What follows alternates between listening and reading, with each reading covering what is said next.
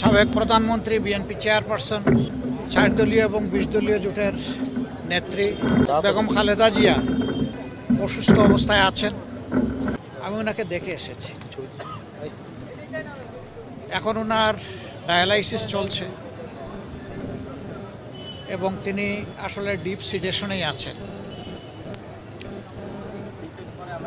সারা দুনিয়ার মানুষের সাথে আমরাও দোয়া করি আল্লাহ তাআলা ওনাকে সুস্থতার নিয়ামত দান করুন।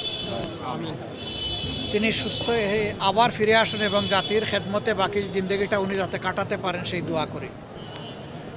সুস্থতাও আল্লাহর নিয়ামত, অসুস্থতাও আল্লাহর নিয়ামত। এই ক্ষেত্রে তার আপনজন যারা আছেন, বিশেষ করে তার পরিবারের সম্মানিত সদস্যবৃন্দ, তাদের জন্য এই পরিস্থিতিতে ধৈর্য ধারণ করা বড় কঠিন।